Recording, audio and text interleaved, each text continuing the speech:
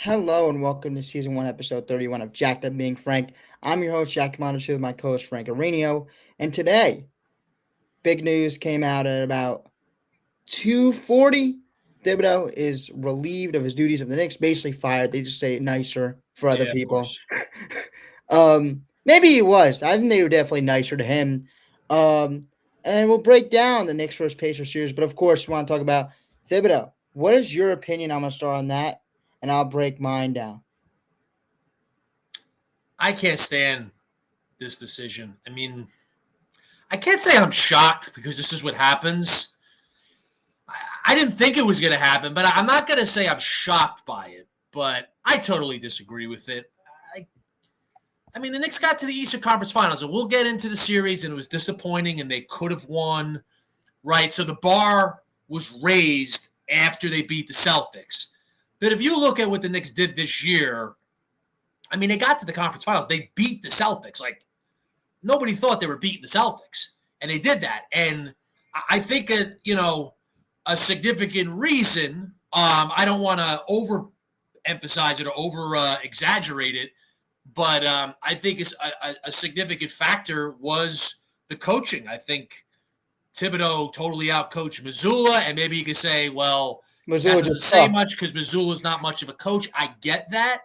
But Thibodeau was a legitimate big factor. The coaching was a big factor in that series, and they beat the team that, nobody thought they could beat. They pulled it off. So, look, you go to the next series, they lost, but, it's not like they lost to a team that's far inferior to them. And we could debate, if the Knicks are better than the Pacers and all that.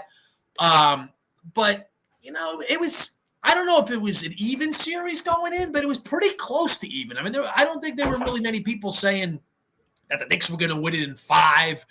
I think most people were thinking a deep series, 6 or 7. So it's not like they just lost the Eastern Conference Finals where they were overwhelming favorites. Like the Celtics, who still have their coach, right? They were minus 900 favorites going into the series against the Knicks, and they lost. Like, if anybody could or should be fired, it should be Joe Mazzulla. Jack, I don't agree with this at all, and I think there's an argument to be made to fire him. I'm acknowledging that, but I think it's a case of be careful what you wish for. If you really think you're going to bring in a coach that's going to bring them over the top, okay. But I think you could also make an argument like the Knicks didn't have a championship roster. Like, did you think they were going to go on and beat the Thunder if they got to the NBA Finals? Like, I think it would have been an incredibly difficult task for them. Like, I don't look at their roster and say, like, that's the top of the line roster in the NBA. It's a very good roster, and they pulled off a massive ups against the Celtics. But I still think there's something missing there. I mean, just look at the depth issue against the Pacers. Like, I don't think the Knicks – I wouldn't classify the Knicks roster as a championship roster. And that may sound foolish because, they could have won the Eastern Conference Finals, could have been the NBA Finals. Somebody makes an argument they could have beat the Thunder. But if they got there, I think that would have been even more of a monumental task than them beating the Celtics. But why don't you jump in here and break it down for us? Now, my first no is to respect him. And I think, honestly, what he has done for the franchise is huge. And as you talked about that, but I think it's time for the offensive growth. I think what the Knicks are – well, I'm not saying this is right. I'm just saying what I said.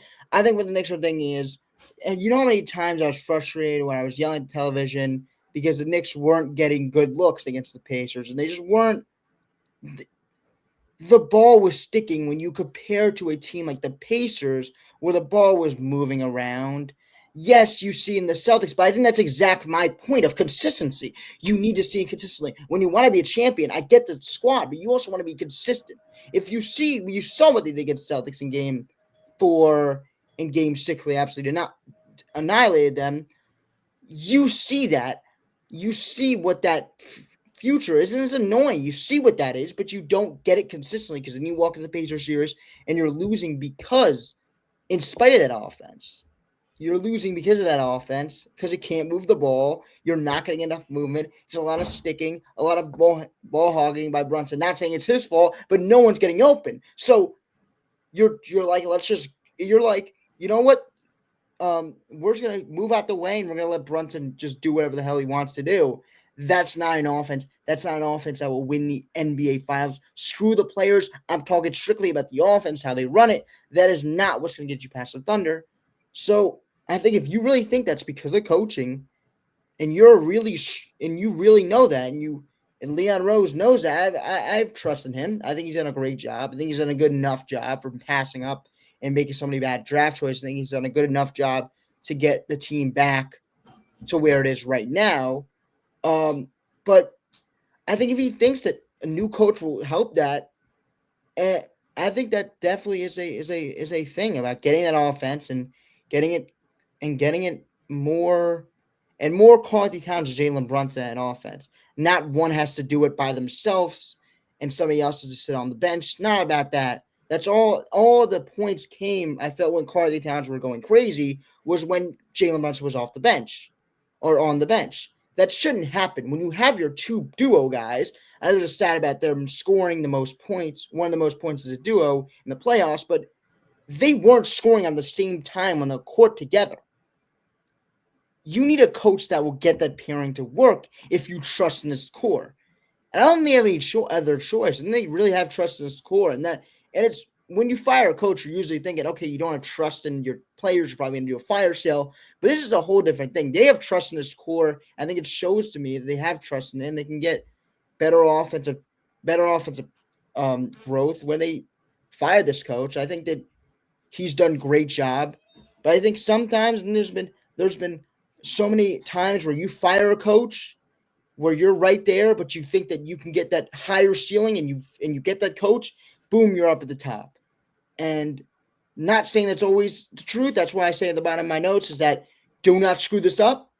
This is your window. The window is open. Get the hire right. But you also see the facts on the table of other teams firing coaches when they're on the doorstep and then knocking through that door with that new coach. Not saying that that'll always happen, but you see it there, and you see the kind of inconsistencies for the team, and you've got to do something. Yeah, it's tough. It's tough firing a guy after what they did. Yeah. I mean,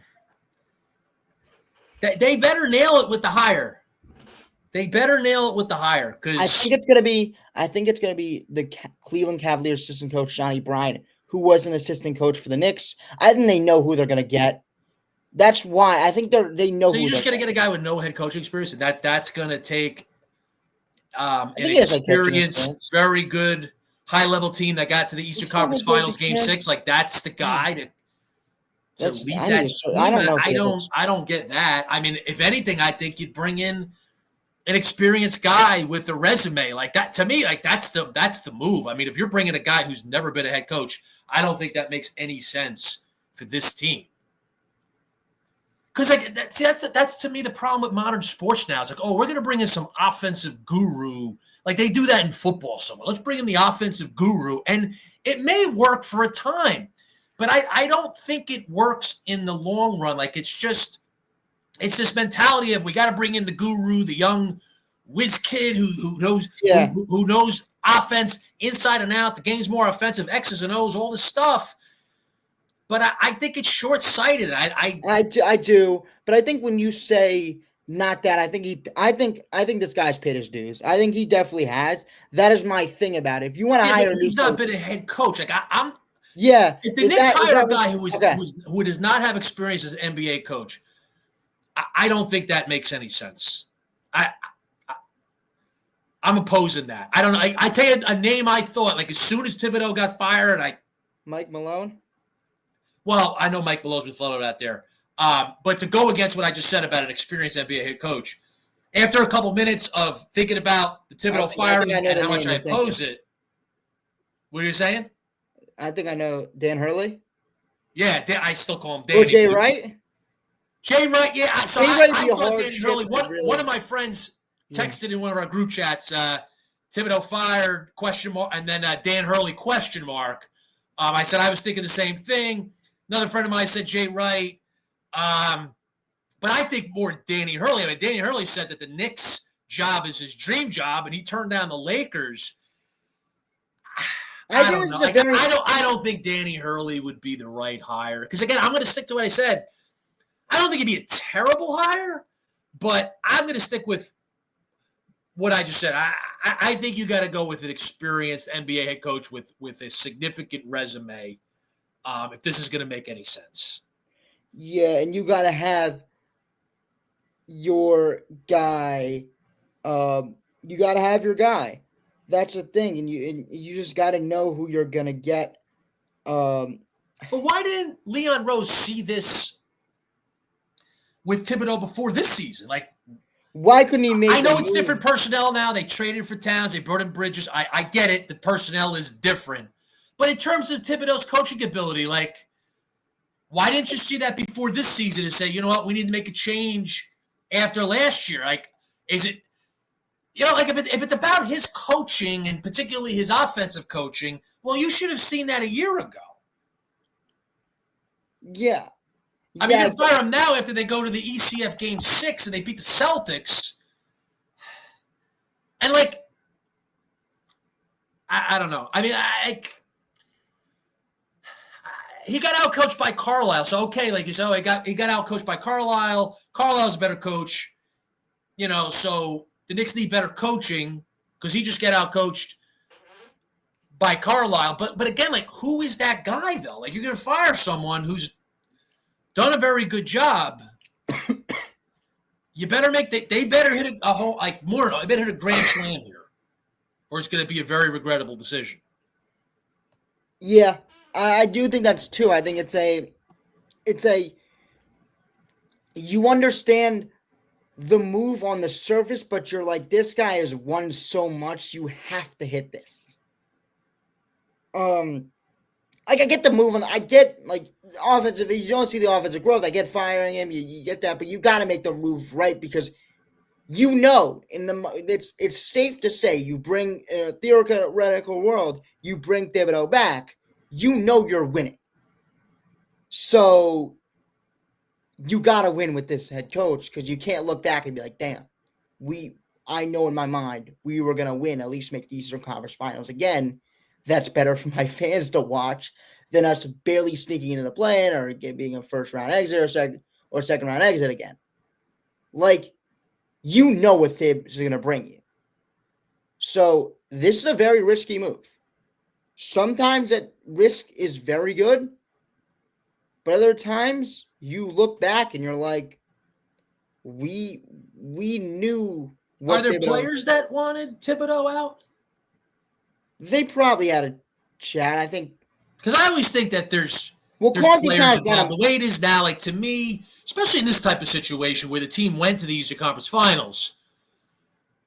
I think this was the move because I don't think Jalen Brunson loved him. That's why I'm like, there's like every sign pointed to him loving. I guess I do think this is a. That's how he talked in the media, but was he just saying that? I mean, there are other, like, Towns. I don't know. Are there other players that don't like him? Because I feel like the players are involved. I always think now, especially in a situation like this, like the players are involved with it. I do think it could be one of the.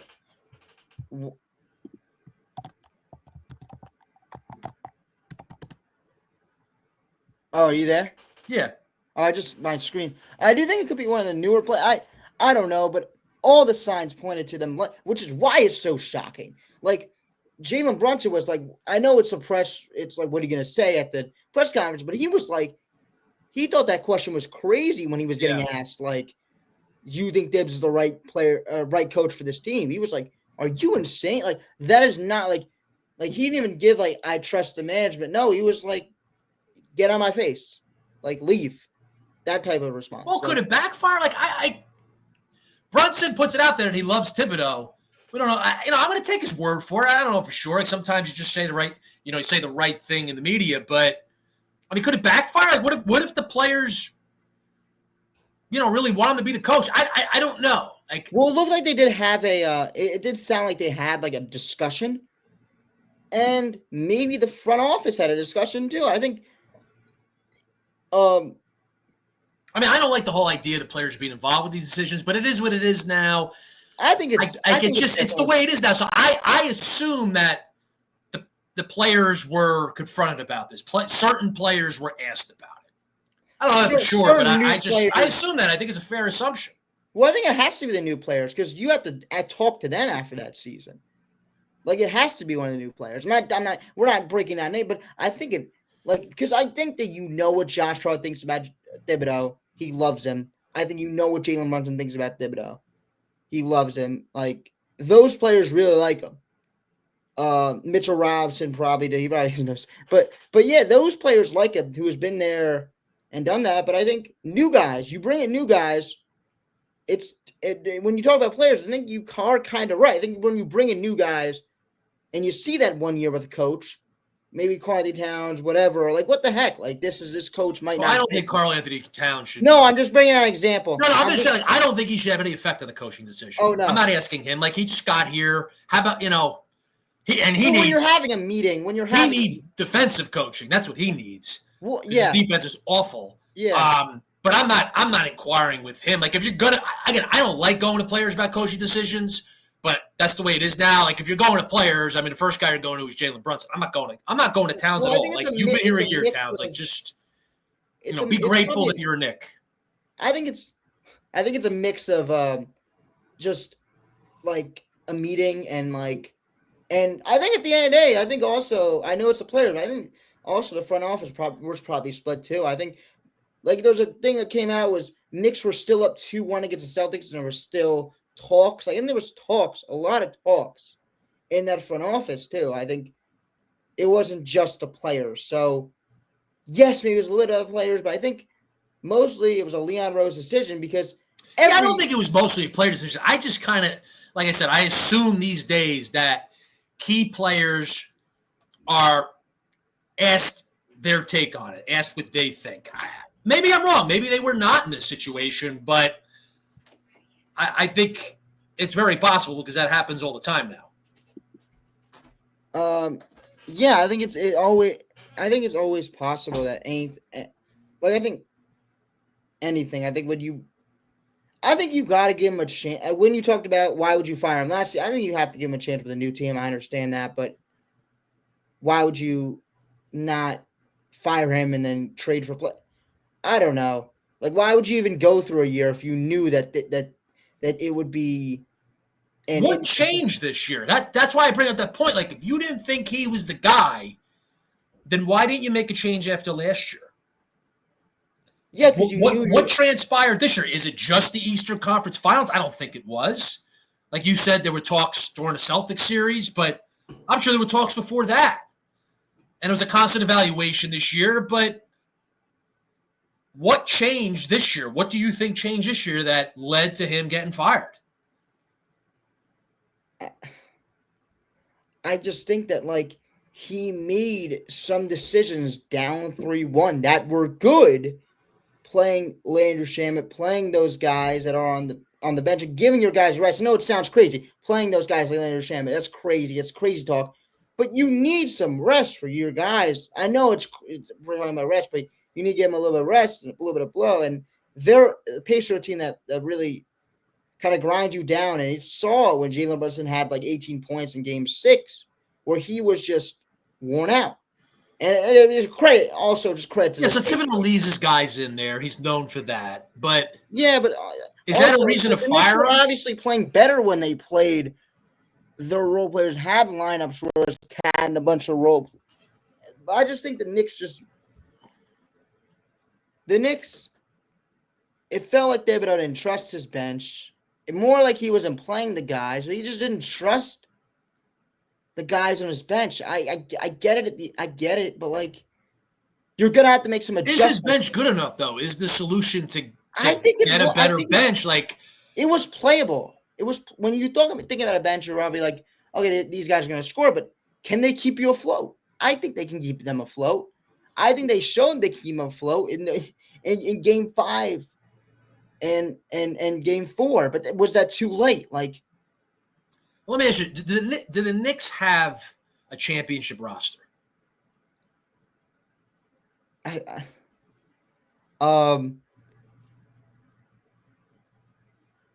Yes, they do. With the state of the NBA, yes, they do. Did you think that they did And things change. I mean, we saw these playoffs unfold. But did you think they had a championship roster before the Celtics series started? No, I think also the Tatum injury opening up the East, and then also But the Knicks were already up 3-1. They were going to yeah. win Game 4. No, opens up the East for the next year. If you I got you. Yeah. Right. Opens up because the Achilles injury is not 1 year. It's 1 year thing. It'll be more. Opens up the East for next year. So like, okay, we get it. You're probably going to be Eastern Conference Finals again.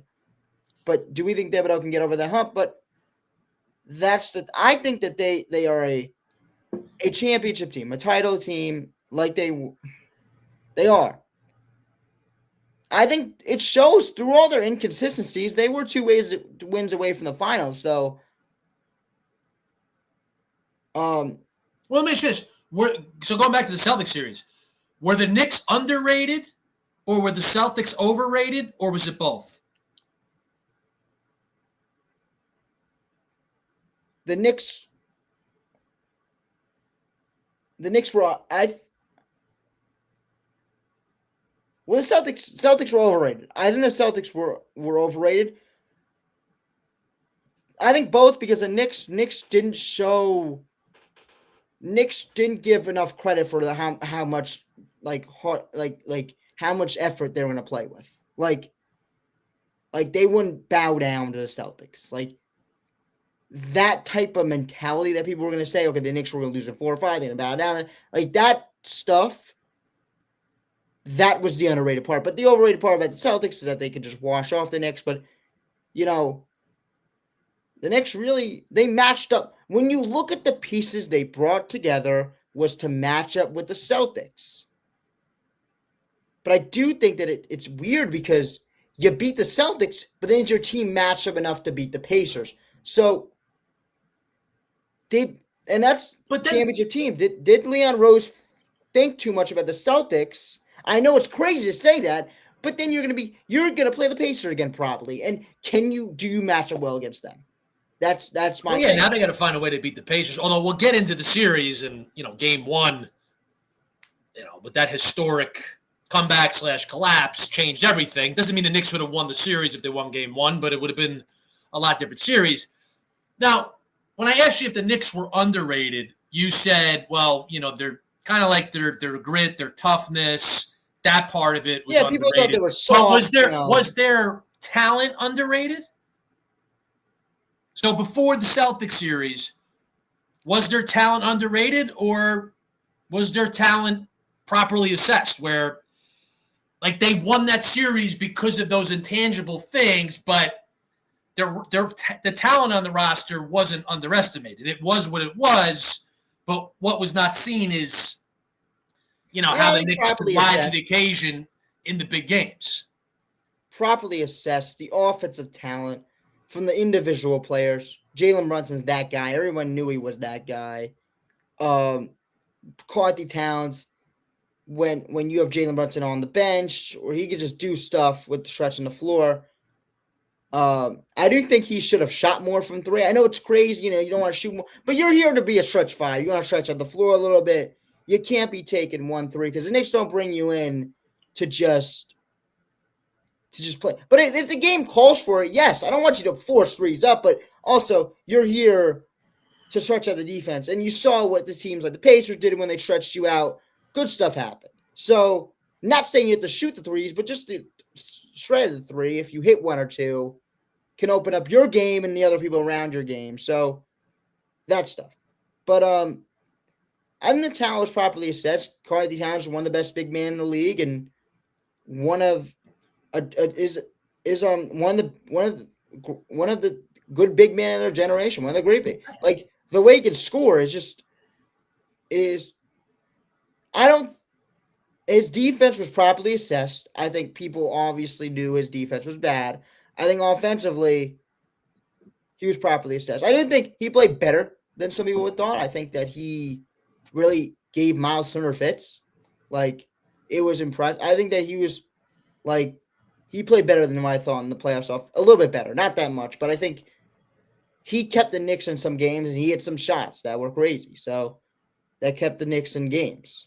I just think that he played a little bit better than my expectation. But I think everybody else, Mikal was properly assessed, good shooter. I mean, he had some big playoff moments, but I think he's properly assessed. He's kind of, not the biggest guy when you look at Aaron Nesmith, who's really fighting through screens. He's not that type of strong of a guy, so a little weaker defender. When it comes to NBA terms, doesn't really drive that much. So he's a really incomplete player. I think he was properly assessed at that. OG Anunoby properly assessed. He's a cool player, cool role player, but his defense is really what makes him. So they were really properly assessed, I feel like. It's just that the grit and the toughness and Doesn't the coach get credit for that, though? The grit and the toughness. So the talent was properly assessed. They were major underdogs against the Celtics, and they beat them in 6 games, have those comebacks in 3 of the games. So then doesn't the coach get credit for that? Because, again, the Celtics were massive favorites. Like, that series result, the Knicks winning that series, was a massive upset. It's one of the biggest upsets in the history of the NBA. Nobody thought that was happening. And I think it's an outlier series. And again, the Knicks deserve a lot of credit, but it's an outlier series. The Celtics were up 20 points in both of the first 2 games at home. And the Knicks came back, and they deserve a lot of credit.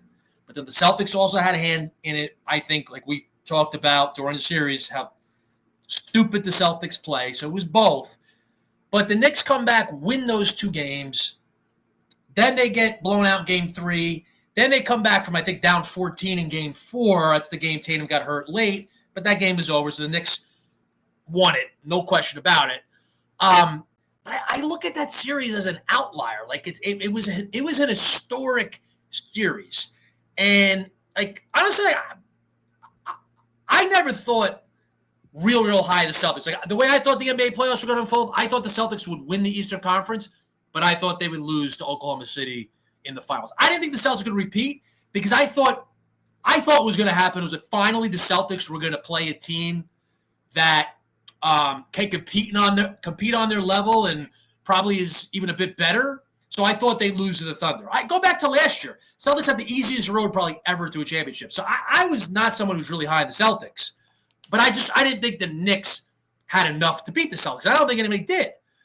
But again, like, to me, that series was an outlier. That was an historic outlier. And I'm saying that to make the case for Thibodeau, that once you got to the Eastern Conference Finals, it kind of went back to how things are. It was a series that could go either way. Knicks-Pacers, it could go either way.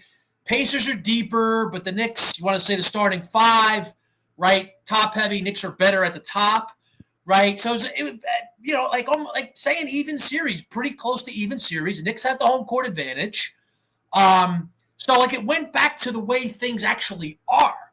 So I think that should give Thibodeau a lot of credit for what the Knicks were able to do in the Celtics series. Like, I don't think it's let's just blame Thibodeau, put it all on him for the Pacers series. Like, the Knicks were up how many points in game 1?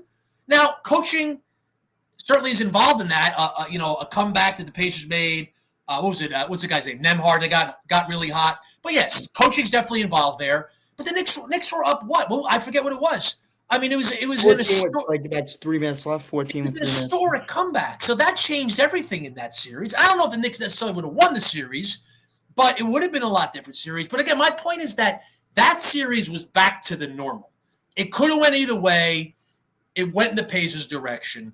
And again, critique the coaching. Carlisle out-coached Thibodeau, but that's not surprising because Carlisle is a better coach than Thibodeau. So then, if you want to make the case of fire Thibodeau, it's like, okay, well, he got out-coached in the Eastern Conference Finals. The Knicks now need a coach that could match Carlisle because next year the Knicks got to beat the Pacers. Okay, but who is that guy? Like, you got to have that guy. We don't know who the guy is yet. I'm assuming Leon Rose, no, he has to know. He has a list or he has a guy, whatever it is, but he's got to hire that guy. I mean, this is a high-risk move. This is a high-risk move. And I do. You know what? I'm gonna be optimistic. I think that your point are valid. I think everybody, whatever you think, I think is valid because, you know, what do you like? It's the unknown with the new coach that could make people nervous, and I think that's fine. But think, I mean, you have a guy that took the Knicks to the Eastern Conference yeah, Finals for the first time in a quarter century. And look, I know they think it big. They want a championship. I get it. But again, I call into question, do they really have a championship roster? Because no, I don't think anybody thought that before the Celtics series. So the roster is still the roster. Like, I think there needs to be improvements to that roster. I think there needs to be depth pieces. And you know the players in the NBA a ton better than I. And me, I think it's for another show to break down what they could add. But I don't think they could stand still and go into next year with this roster. It's a very good roster. But I think they're gonna have to add some depth pieces if they really want to win a championship. So I don't think they have a championship roster. I don't think they would have beaten Oklahoma City. I'm not gonna say it's impossible. I mean, I'm not gonna say anything's impossible after that Celtics series, but it's not all on Thibodeau. it's not, and you're gonna have to find, like, you're gonna have to develop that bench. You have to find some players you can do a little bit of wiggle room in the. But is it develop the bench or is it add to the bench? I mean, it could be both. Yeah, develop the bench, and you have to play him more in the regular season. I think, of course, that's just you're going to play him more in the regular season to find a development, especially if you want to beat the Pacers. You're going to have to get that bench ready. So you don't. I think the bench did very well, in my opinion, when they got thrown in, but that might not happen every single time when you throw them in. And I feel like going into the series that the Pacers were underrated. And I thought the Knicks would win the series. I said 7 because I thought it'd be a real grind of a series, a classic series. It was a good series. It wasn't a classic. But after watching that series, I think the Pacers are underrated. Like, it's kind of like the Pacers, look at what they've done. I mean, they've been in the ECF 2 years in a row. So I think they were underrated, at least by, some people or Knicks fans. And I get it. Like, there was a lot of excitement and optimism after the Knicks beat the Celtics. And I get the logic. And I was thinking the same thing. If you beat the Celtics, well, now you got to go beat the Pacers. But again, it wasn't like the Knicks were overwhelming favorites against the Pacers. No. I think the Knicks really squandered an opportunity, but I don't think it's a massive fail that they lost this ECF to the Pacers. I think it's a big disappointment, but it's not a massive fail. It's a big missed opportunity, but it's not a failure. It's understanding. But I do think you bring up a good point. I mean, what the Pacers did well in my notes is that they attack mismatches. Constantly went at Cat and Brunson to pick and roll. Does that change? Hell no. You're keeping the same roster. So, like, that's where you say, that's where you kind of come in and have your take of, is the roster, is it play finals ready, or is it, winning the finals? Is it? I think if the mentality is that it's only the coach that they need that's going to get them over to the top, they will not get over the top. So you bring in a new coach, you think that's going to be better, fine. And maybe it works out that way. And again, you could talk a lot better to this, like, who are you bringing in? Like, what do you do to enhance the roster? But I'm going to say that they need to also enhance the roster. And every year there's turnover, there's change. But I think they need to enhance the roster. I don't know if there's some creative big move to make. I don't know if you will want to do that. But I think there has to be an upgrade to the roster because, again, I don't think they would have beaten Oklahoma City. And also, that Celtics series, I look at as an outlier. It was awesome. It was great. It was historic. The Knicks got to the next level, getting to the ECF. But I don't think the Knicks can deceive themselves and fall into, well, we got an elite championship roster now. They got a very good roster, but I think it's got to be now, okay, new coach, fine, that's what you did, but you got to upgrade the roster too. Yeah. You got to still upgrade, and you can't. Because then what are the other teams going to do too? Like maybe the Thunder. I don't have a move in mind, but the team. Everybody's looking to upgrade their roster. So the Pacers. Well, the Pistons can get back. Like even the teams like that, the Pistons give another year with them, and they can make some moves. I think they were right there in that series. The Knicks showed great winning those close games, but man, the Pistons could have won that series. Yeah. So that's the thing with next year. People are thinking like, oh, Knicks. they gotta be a lock to get to the Eastern Conference Finals. And I mean, there's a lot of pressure. They got to get back. If they don't get back, it's a massive disappointment, and I will even say a fail. But there's still going to be competition. Like the Celtics, I don't know. Like Tatum, Who knows? Who knows what they do? Who knows how fast Tatum comes back? I don't know. Like maybe he's back and he's ready to go for the playoffs. We don't know, but it's possible. The Pacers will be back. The Cavs, they kind of seem like a fraud to me. I don't see them as a team that's really gonna go the distance to the playoffs. But who knows what they do in the offseason? Maybe they upgrade. Like you said, the Pistons. So look, the expectation will be really high for the Knicks, and I think the Knicks have to go into next season with themselves in a place to go win a championship. That's what it's about now. Like, here we are. Like, you got to go after a championship. It's, I don't know, next year is it NBA Finals or bust? Is it championship bust? Like, you got to put yourself in a position where you're legitimately contending for an NBA title next year.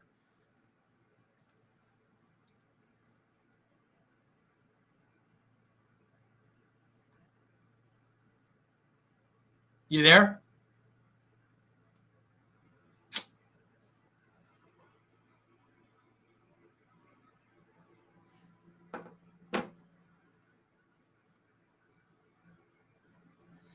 Okay, so as we were saying, so we talked about other teams that they're going to have to get back. And who really knows? Every season is a season of you don't know, which is why I think the blown opportunity does hurt the Knicks because you do not know what's going to happen. Nothing's guaranteed, especially in the NBA. I know it's a cliche, but especially in the NBA where big turnaround. I mean, Giannis could be on the move. Who could get him?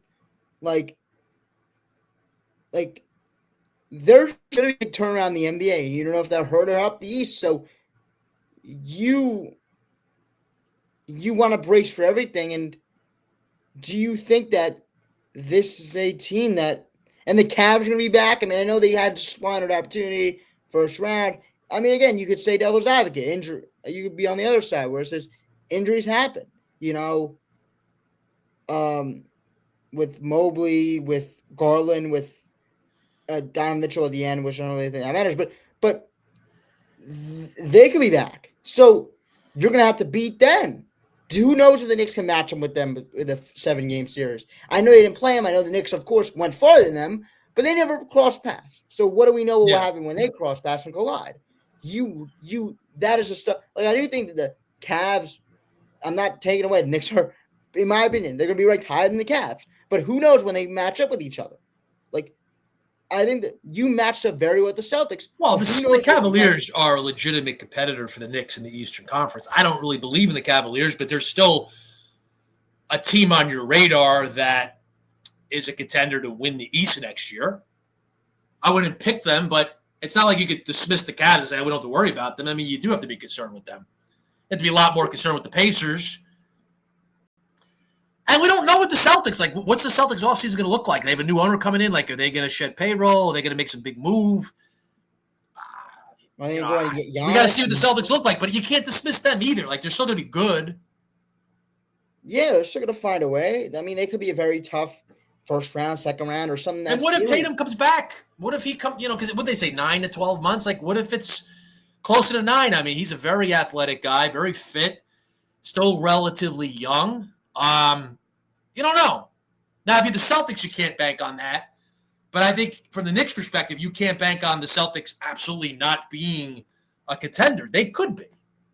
Yeah, so that is why that's why I do think it's a success making the next step. But you could also say on the other end, stuff can happen next year. Like, knock on wood, we don't want to say this, but I know we don't talk injuries, but the Knicks had a clean bill of health this year. Yeah. Clean bill. Yep. Does it happen next year? Like, maybe not. Yeah, no, look, Jack, you never guarantee getting back. Like, this was a squandered opportunity. To me, it's not. It's a big disappointment. It's not a fail, but it's a big disappointment. There was a big opportunity there after winning a historic series, an incredible victory, beating the Celtics in the second round. So, yeah, it's a big disappointment. And also, there really is no guarantees. You make a great point. Like, you can't predict this, but you got to hope that you have good health next year. Maybe you don't. Towns is not the most healthy guy in his career track record. Same with OG Anunoby. Like, yeah, it really does no good to play those what-if games, but I mean, there really is no guarantee of getting back. I mean, we don't really have to because we saw it happen. So it's like you see that series where they lose in 7 to Indiana. You saw that. So you see what could happen. And that's why I'm really like, you see what could happen. Okay, fine.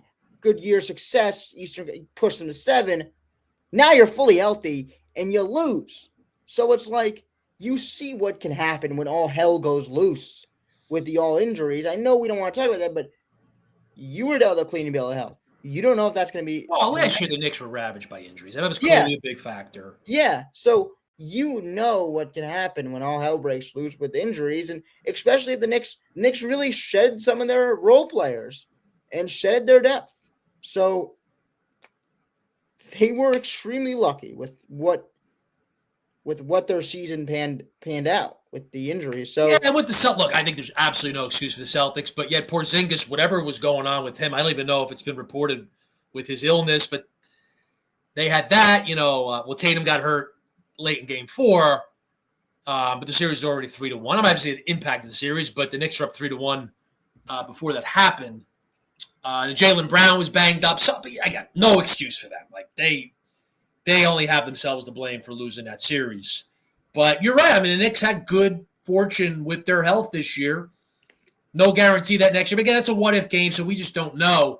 But you just aren't guaranteed anything. So you had an opportunity to go to the NBA Finals, first time in 26 years, and they squandered that opportunity. They didn't get it done. So it's massively disappointing. Again, but I don't think it's a fail. They didn't lose to a team that was far inferior to them. I don't think they lost to a team that was inferior to them. I think it added all up.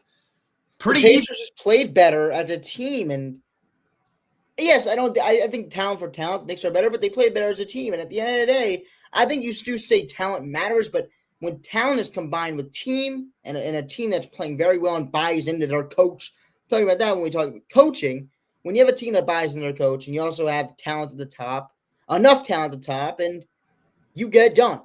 Like, depth matters to a point, but at that point it does when you have a team with. I just don't know how you fire the coach who led the Knicks to that historic upset of the Celtics. That's tough getting fired after that.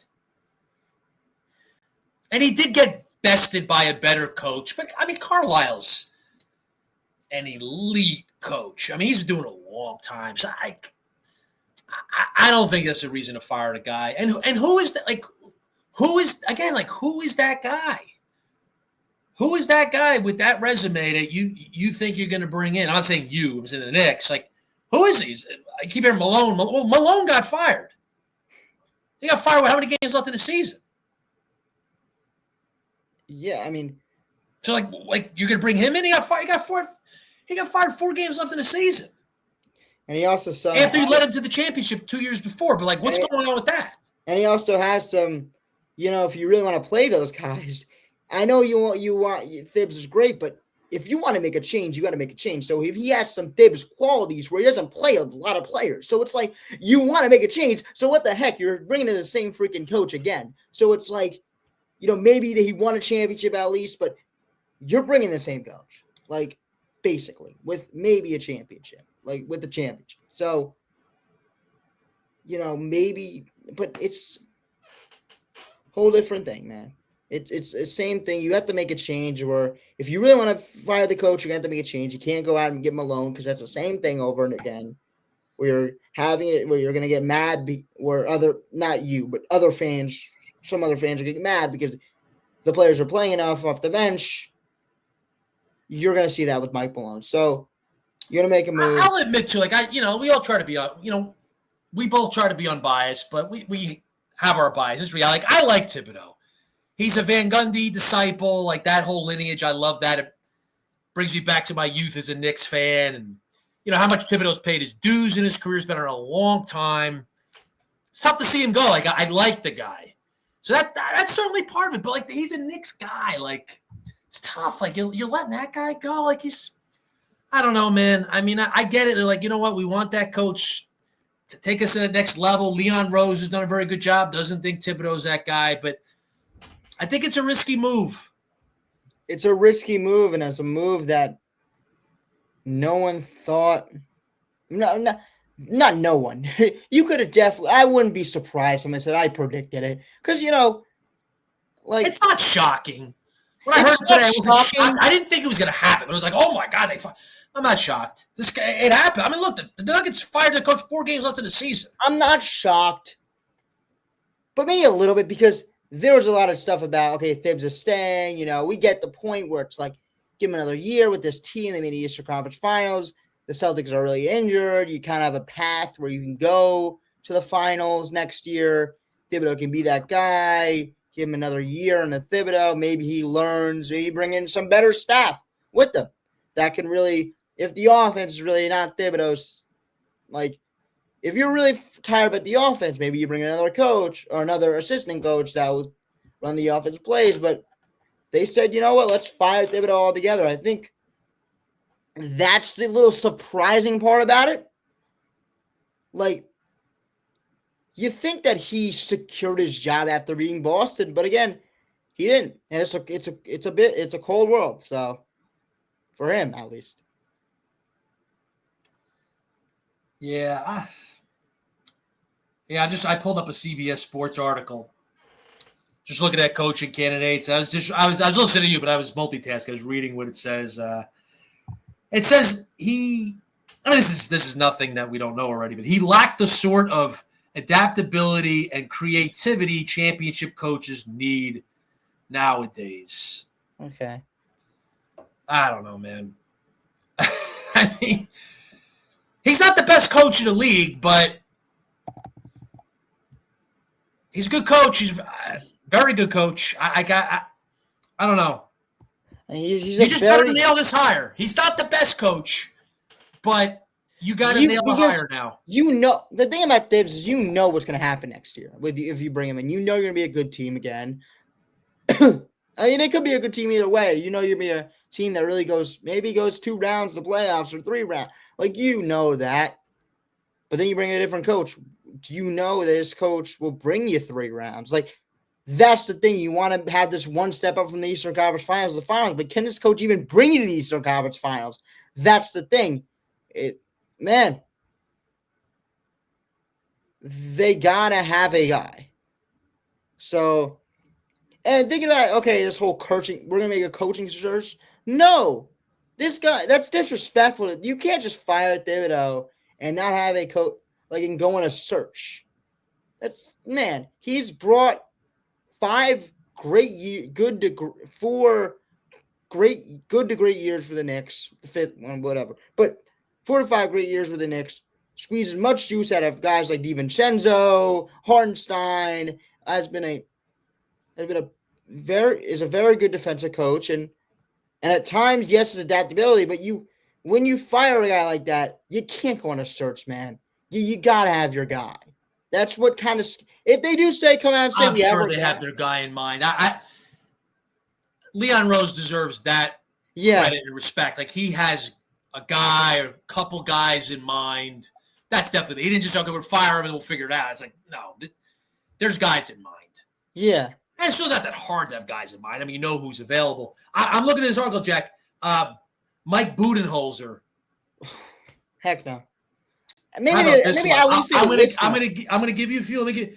Well, Jay Wright. We said, Jay Wright. But the thing is that the Knicks is that they don't, they have players that are coachable. I think if you're a good coach, you'll fit in well. The Knicks have a team that's very coachable. That's why it's just an intriguing job offer. Is Johnny Bryant the guy you brought up before? Yeah, he's on this list. Hurley, Jay Wright. I think Thibodeau would give Johnny Bryant's nod of approval. He's helped them a lot. How about this name? Oh, this gets me excited. I'm not saying it's the move to make. Oh, would this be fun? I don't know if he would do this to his buddy, though, and take this job at this point. What? Jeff Van Gundy. Oh, my God, would that be fun? Probably not, right? But man, you never got to experience the Van Gundy days. I love Van Gundy. I mean, he's an assistant out there with the Clippers now, and he was in the Celtics front office. Mike D'Antoni, Sam Cassell's a good one in my opinion. Solid one. Chris Quinn, he's paid his dues under Eric Spoelstra. So if you want to get a guy that has no experience, at least get a guy that was under Eric Spoelstra. Freaking, you get nailed that out of the park. Mark Jackson. But yeah, I just think Jackson. Just I'm just reading up on Van Gundy, man. Oh man, that'd be fun. That would be fun. I get season tickets. It's interesting they list him as a candidate. Like, there's a serious article.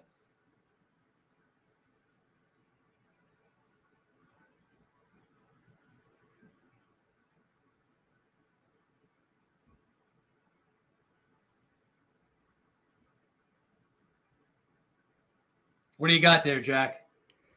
I mean,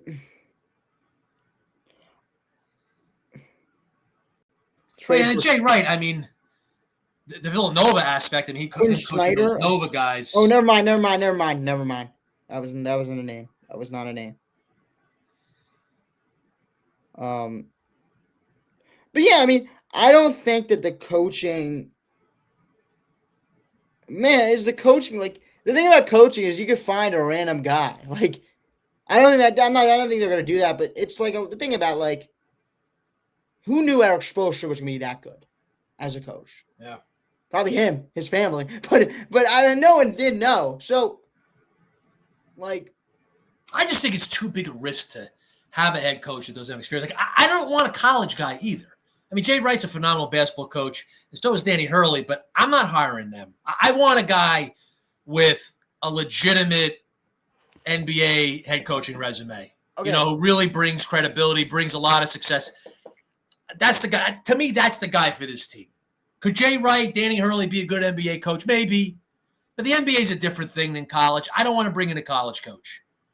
And I don't want to give a shot to a Johnny Bryant or someone like that. Maybe Johnny Bryant could be a great head coach, but I'm not making a hire for this team. And also, I don't want to bring in Jay Wright because there's more than just Villanova players on the team. I know there's like 3 or 4, but like there's more than just them.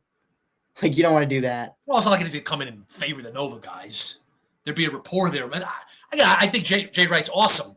And if any college coach could succeed in the NBA, it'd be him. But just my mentality, I don't like massive risks. And maybe that's a flaw of myself, thinking outside the box. I don't think it's a matter of thinking outside the box. But it's like, to me with this team, there's where they're at right now, there's no reason to take this massive gamble. Like, I can't say it enough. The hire has to be a legitimate, experienced NBA coach. NBA head coach. It's confusing to me because you lock up your guys on contract for about 4 years. Not everybody, not the whole bench, but you lock up your core guys, Karl-Anthony Towns, Jalen Brunson, Mikal Bridges, OG Anunoby, for all big contracts and long term in the NBA sense. That's why it's like this was a 4-year experience, but I guess they were like, nah, after 1 year. I mean, they didn't break up the team, but after 1 year, they're like, let's get rid of Tom Thibodeau. So, I mean, I guess it starts it all over again with the new pieces that you bring in. I guess it just starts it all over again. What starts it all over again? Like getting a whole new coach starts the whole like Karl-Anthony Towns trade. Starts it all over again, man. You just have it restart.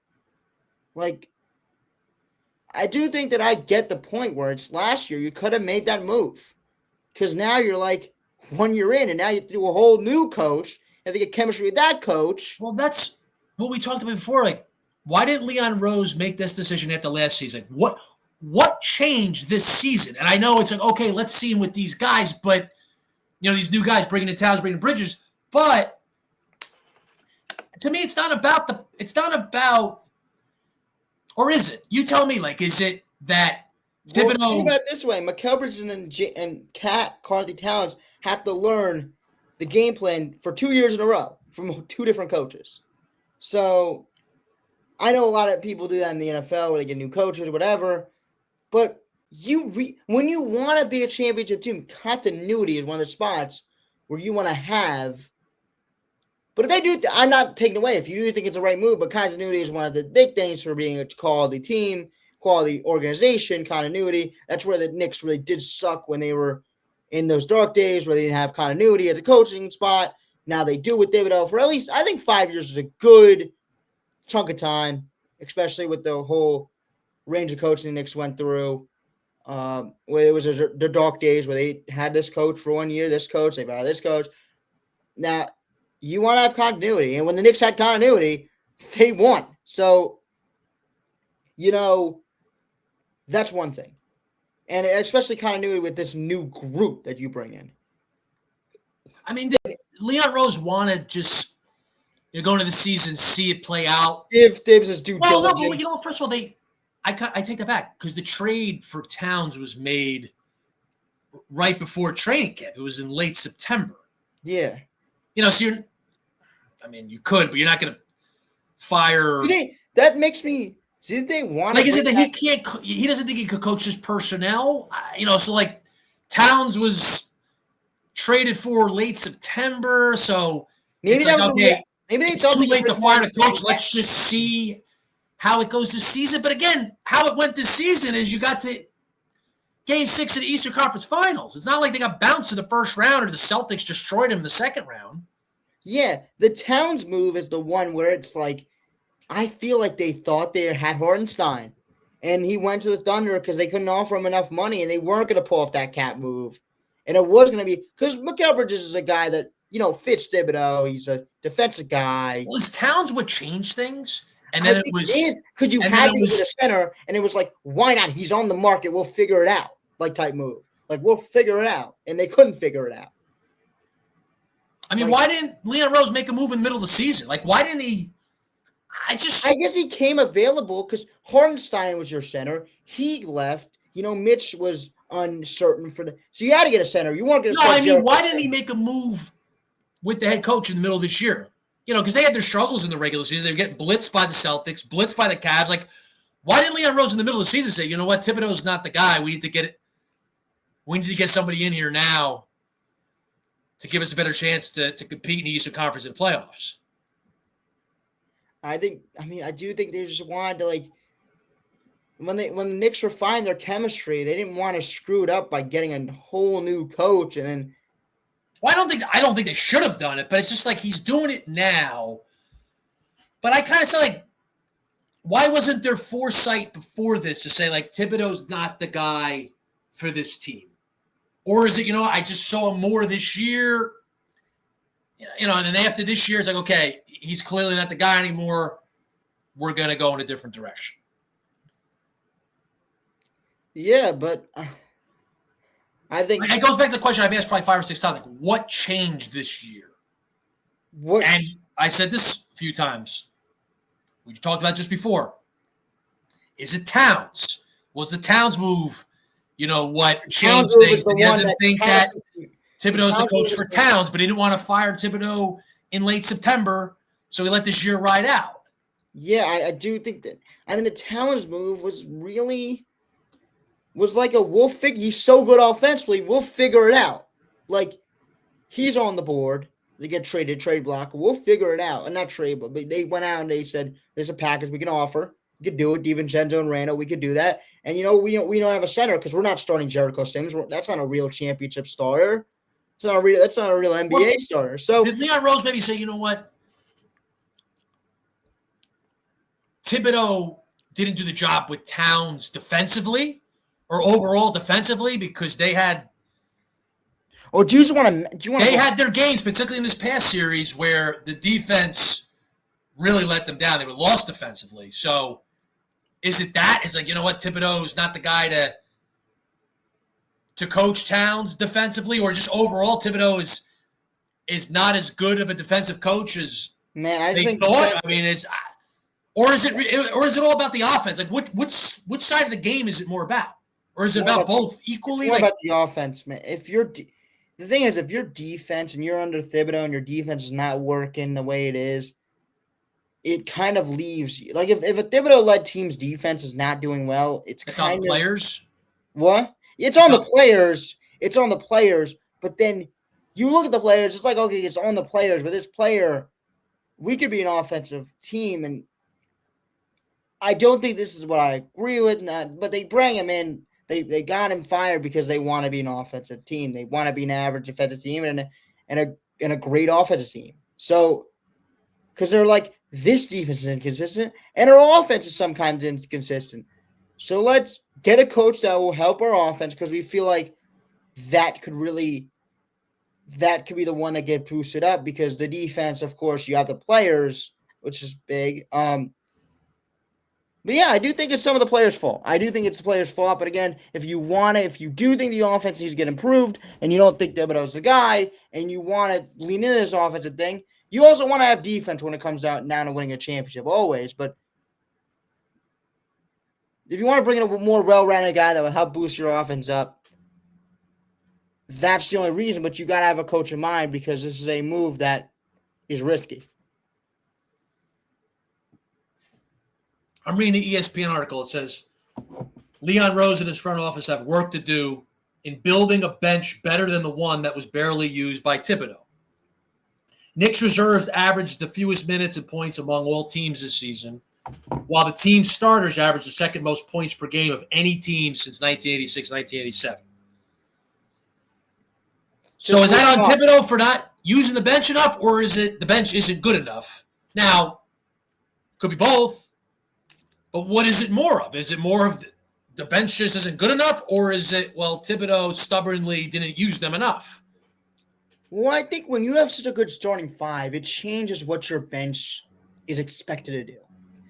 When it's the Pacers, the bench is expected to make a big-time difference. When you're the Knicks, you just want to hold some minutes for your star players. That's their role, and I think the Knicks could have done that. If they played their role, they could have held some minutes. That was when you have a start, when you build, and when Leon Rose builds this team where it's a hell of a starting five, you want to have a bench that can just hold the line enough for when Cat get back in the game, Jalen get back in the game, whatever, Mikal, OG, whatever, they can get back in the game. That is what their bench is there to do. Now, it's different with Indiana. It's different with any other team that doesn't really have the starting five the Knicks do, but that is their role. And I feel they could have played that. And they definitely did. In Game 5, Game 4, they played that, where they just held the line enough. It's a different – when they asked the player – I don't think I asked them to do crazy stuff because of the starting five. Now, it'd be nice to have a player off the bench who could be a solid player, be a guy that can average 10 to 11 to 12 points. I mean, be that kind of six-man of the year type player, but that's not what to expect when you have a starting five like that. Like, the role is different for this bench than if you were to. That's why you bring the starting five to just have the bench just hold the line. And I feel like the bench could have done that, holding the line. Now, again, is it a great bench? No. Is it a good bench? Probably not, but it's a passable bench. And if you're a team like Indiana, whose whole point is wearing you down, you gotta play him from start to fit. You gotta play him from start of the series to the end of it, because they're just gonna hold the line. And I go back to Jack as my mind just wanders about everything we've talked about in the show. You're firing a coach that beat the Celtics when nobody thought they'd beat the Celtics. The more I think about it, the more I can't stand this move. It really just. I think it's a product of this modern way of approaching sports. I think it's the game 5 years. So it's not like there was like other teams, the Lakers, who are always like, we're gonna fire this coach after 1 year. We're gonna fire this coach after 1 year. They gave him 5 years. Not saying it's a not approving the move, but for your sake, I'm just saying this is not like the modern. They gave him 5 years. They let him get a different iteration to the team. Yeah, 5 years, but so he made the playoffs 4 out of 5 years, right? What was it? Was his first year? He did 5. It was overall. It was 5 years that he coached the Knicks. Yeah, I think his second year he didn't make the playoffs. So he made it in the first year when they lost to the Hawks, and they missed it, and they made it the last 3 years. Yeah. Yeah, so I mean, made the playoffs 4 or 5 years. The Knicks had been to the playoffs 4 times in the 19 prior years. And look, I know the expectations are really high, and they should be. So you're not looking at the prior 19 years. But, man, he led them to that victory over the Celtics. Nobody saw that coming. You better nail this hire.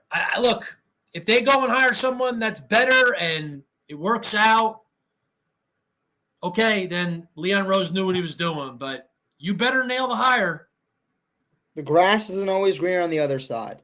So no. Man, it's like he I mean, the guy's a legitimate coach. Like, oh, he lacks the creativity and the adaptability, but the guy coached basketball. I mean, look at the Celtics series. Like, he went up against Joe Mazzulla, the ultimate analytics robot, and the Knicks beat him in a monumental upset. And to me, it was the Celtics' stubbornness to their analytics, chucking threes, just away from basketball, what I would say is the right way to play. And the Knicks, look, the Knicks are driven by analytics just like everybody else. But the Knicks played better basketball. They had a coach that could make better adjustments. Is a flat out better coach. And then you're firing that guy. It's tough. The guy's a Knicks. I mean, he's a Knicks lifer. Like, grew up a Knicks fan. I'm not saying going to keep the guy in this job. He's a grew up a Knicks fan, but like, it's just there's something he said about that. He was a Knicks assistant coach under Van Gundy.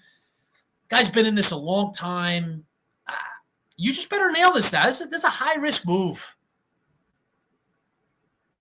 Yeah. This was a coach that put New York basketball back on the map. And I would think most Knicks fans oppose this. I don't know what's going on social media. I don't know if you've been checking that stuff out. But I would think most of the fan base opposes this. It's more split. I do think it's more split. It's more like, you know what? There's a part of me where it's like we're disappointed. I mean, we feel like we're not disappointed. We're shocked. Like we thought this team had a real tie to Thibodeau. I mean, they still could, but like not enough to like fire him. But we're also on the other side. We got to look at it and be like, we could like this. This could be the move that props us up. So I think it's more optimism. But again, it's all about you got to nail this hire. So, have to.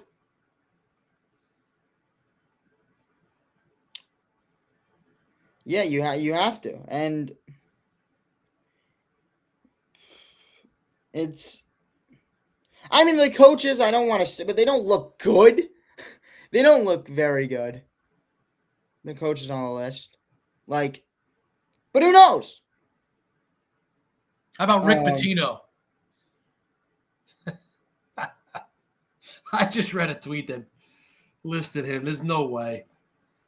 I mean, he was a massive fail of a coach with the Celtics long ago.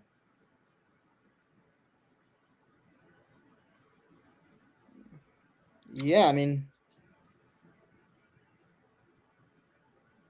Yeah, I mean, we're going to the NBA Finals, and this is definitely the talk of the NBA right now for sure, at least for today. I mean, the Finals start on Thursday. So, Jack, why don't we talk a bit about the Finals? Yeah, and I also – yeah, we could talk a little bit about the –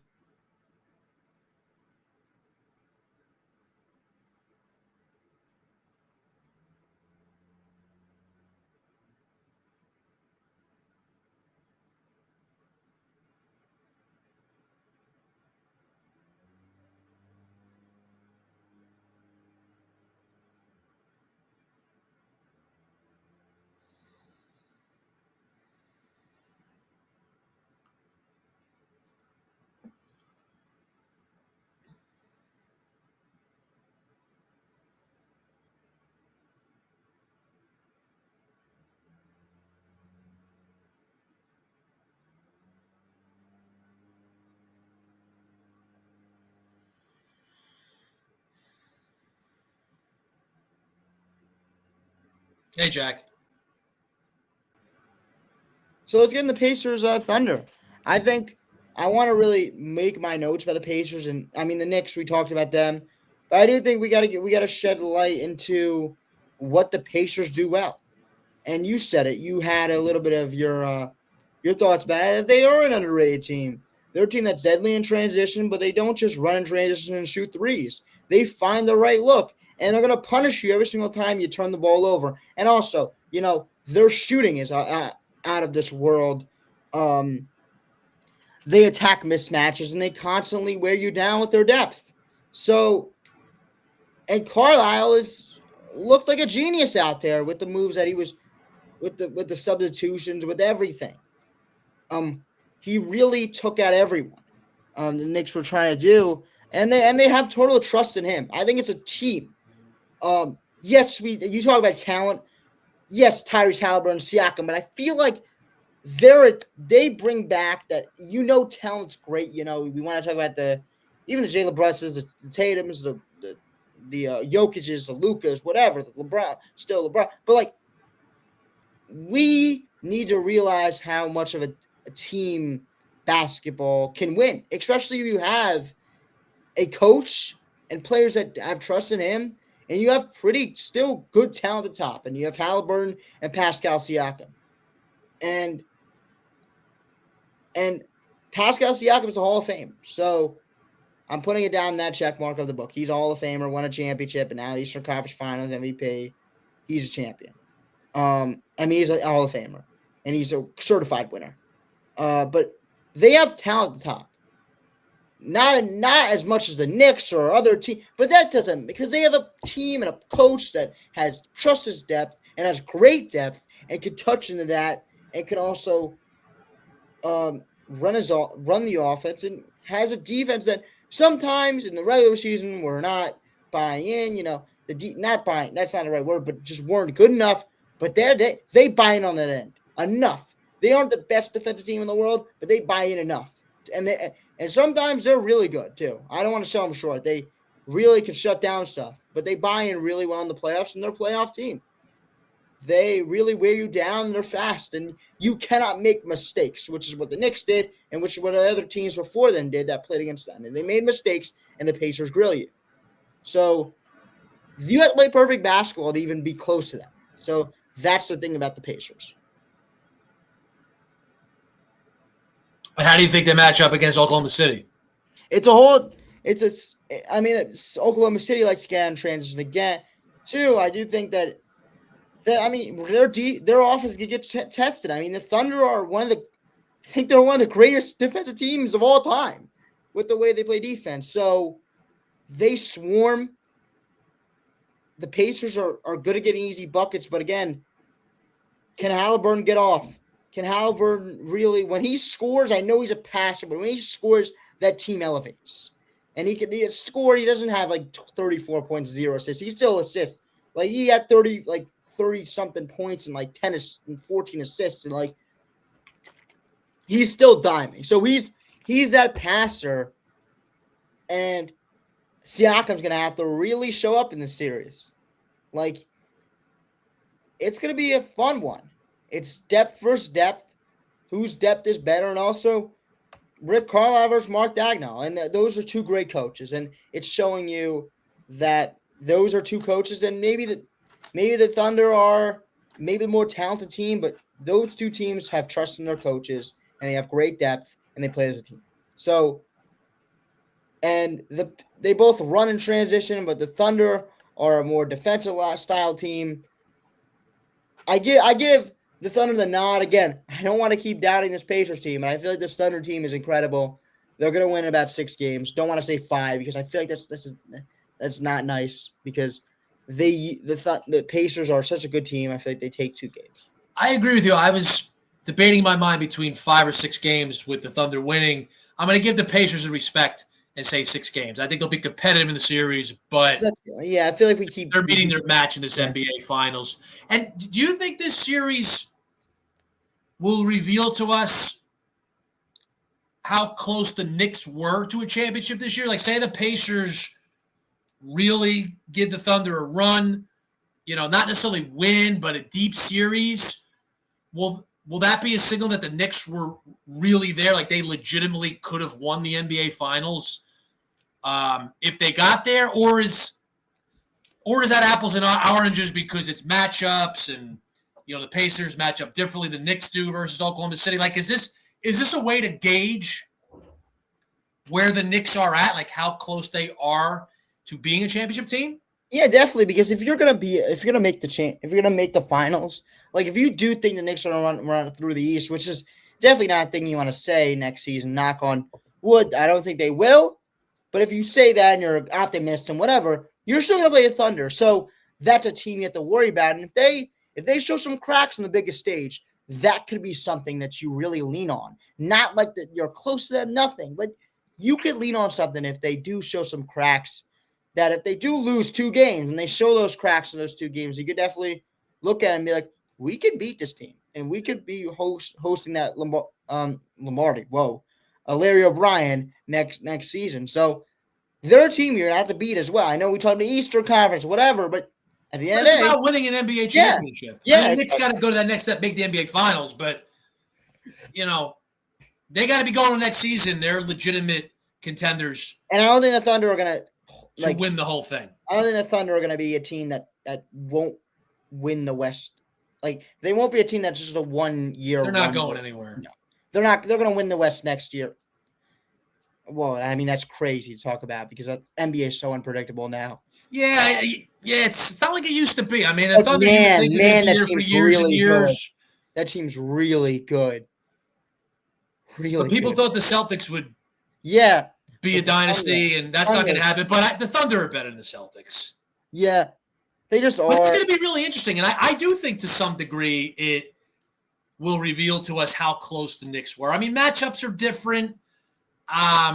Maybe you could say like if the Thunder, it seems like the stage is a bit big for them. Like I think they're going to win, but if they show signs of like this big stage gets to them a bit. You can say, well, if the Knicks were playing them, maybe, the Knicks could have taken advantage of that. So I think it will show us something.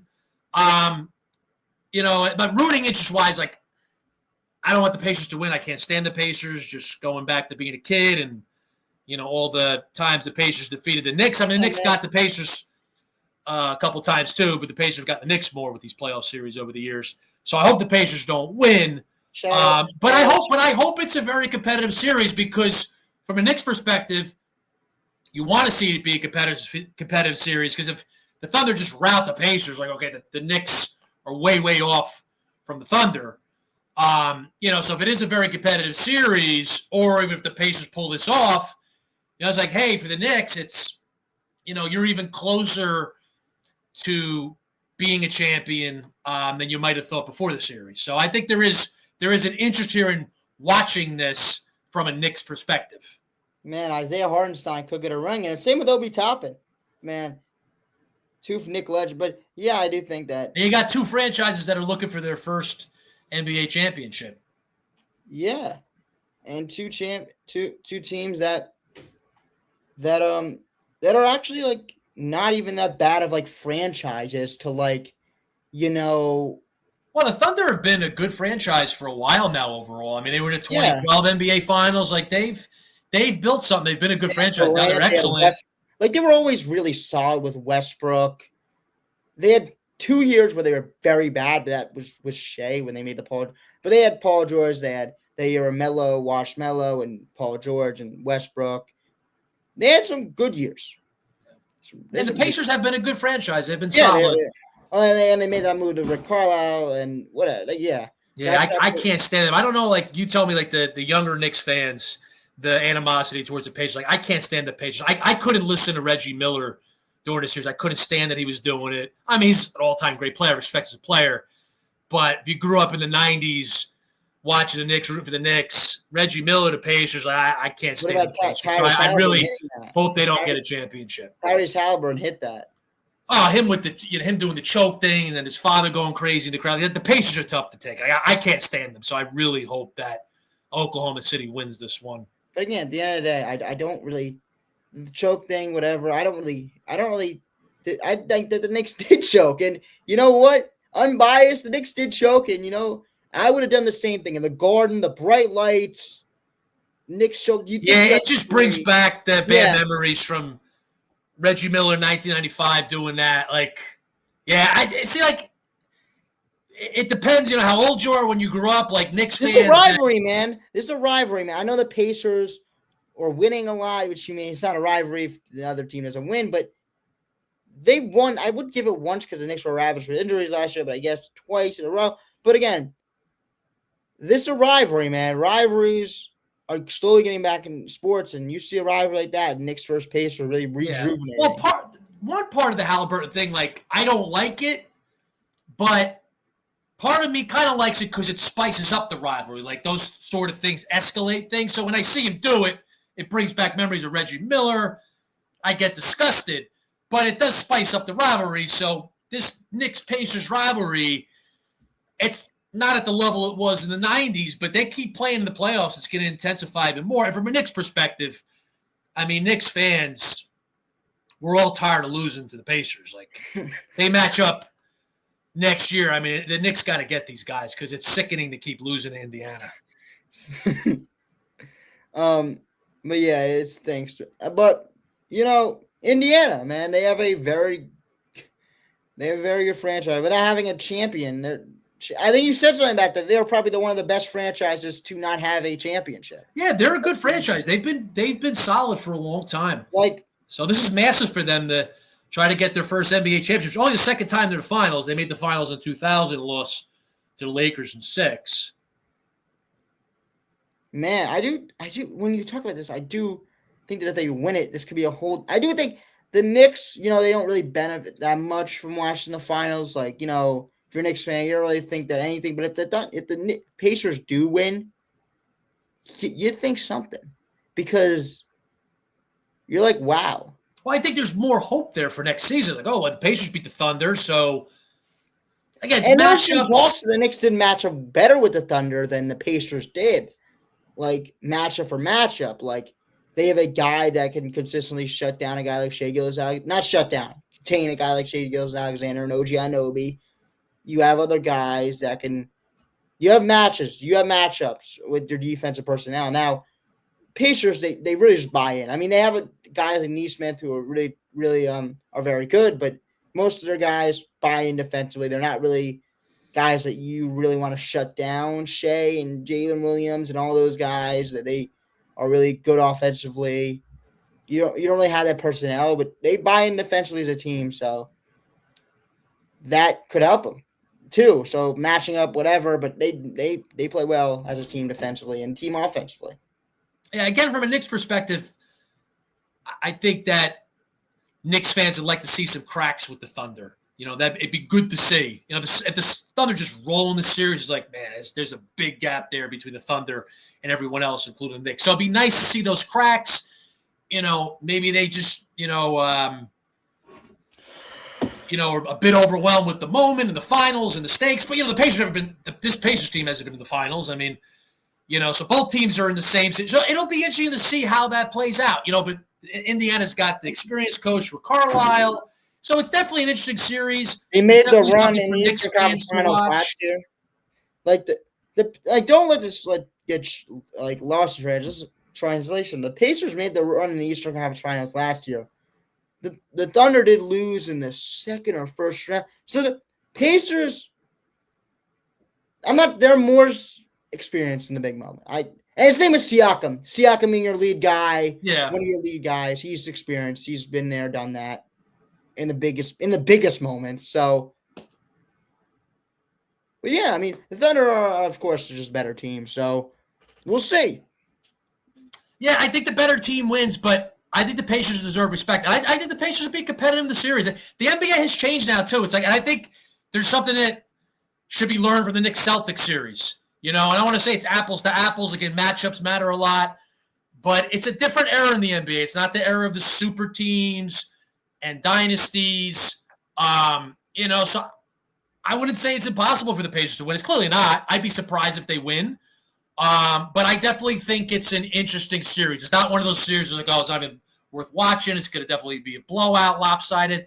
I think it is an intriguing series. So we'll be paying attention. We'll be talking about it next week. And we'll continue with the Knicks too, Jack. I think there's still a lot more for us to get into, as we now move towards the offseason for the Knicks.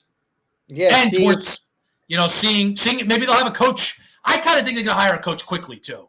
I think they have a guy in mind or a couple guys. I think that'll get sorted out quickly. So maybe we'll be talking about a new Knicks coach next week. I think we'll be talking about it soon. So that'll do it. Have a nice day, and we enjoy the NBA Finals because we will not be talking about it until like Game 3 or 4. So we'll give an update on that. Panthers are going to win the Stanley Cup again. Just throw that in there. NHL. We talked no Panthers. Remember, Panthers are going to win it again. Panthers in 6 over the Oilers. Rematch of next year. Not next year. Of last year. Sorry to cut you off, Jack, but Stanley Cup Final is going to be interesting too. Yeah, and that stuff too. I think that this is where you get to the NBA and NHL where their season kind of winds down. It's a good part. Yeah, it starts tomorrow night. So, we haven't talked any hockey really, but that'll be interesting. And then baseball, we'll get into baseball eventually. Still a lot of NBA. Your Mets are playing well. The Red Sox, oh my God. But we'll have a lot of baseball to talk soon. Okay. Let's go Knicks.